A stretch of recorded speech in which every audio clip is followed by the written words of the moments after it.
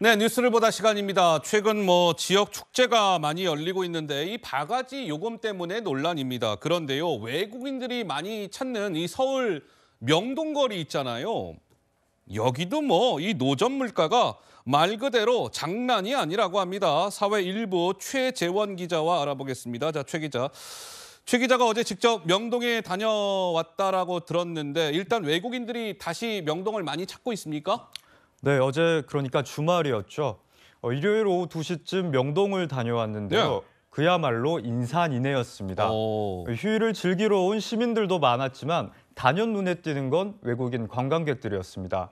지난 5월 기준 우리나라를 찾은 외국인의 수는 260만 명으로 지난해와 비교했을 때 5배로 늘었습니다.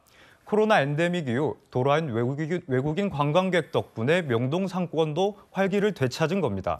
일단 외국인 관광객들이 많이 찾는다는 것은 상인들에게는 참 반가운 일인데 뭐가 문제입니까? 이 노점 음식값이 지나치게 비싸다는 겁니다.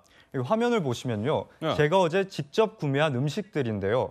핫바 1개, 붕어빵 4개, 김치만두 4개를 샀는데 17,000원을 지불했습니다. 아니, 잠깐만요. 핫바 하나, 붕어빵 4개, 김치만두도 저 만두가 큰 것도 아니고 작은 만두 4개인데 17,000원. 네, 말도 안 되는 가격이죠. 예. 이 서울 도심의 다른 번화가와 비교해도 1.5배에서 2배가량 비싸게 팔고 있었습니다.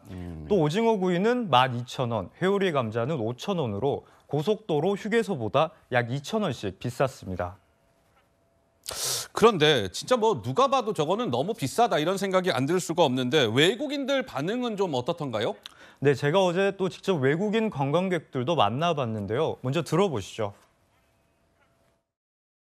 A little bit more expensive than the other districts. Unfair to some people who don't understand why they need to pay this much amount of money.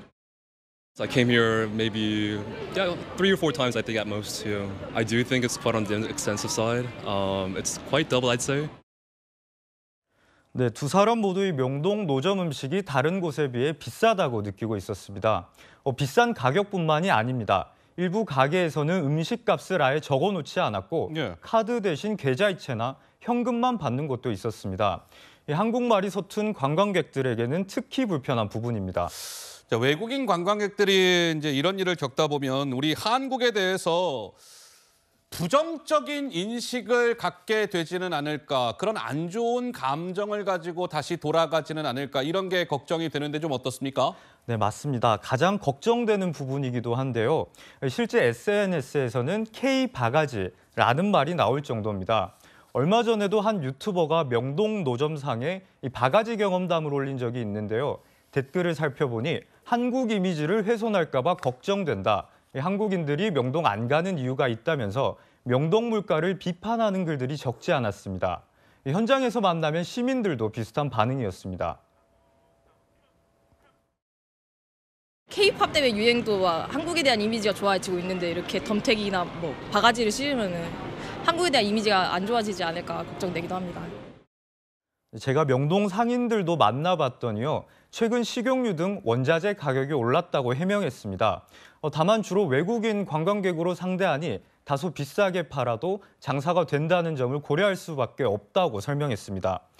돌아온 외국인 관광객들이 명동이 다시 활기를 되찾은 상황에서 K-바가지라는 낙인이 찍히기 전에 과도한 바가지 요금은 바로 잡아야 한다는 지적이 나오고 있습니다. 알겠습니다. 자, 사회부의 최재원 기자였습니다. 잘 들었습니다.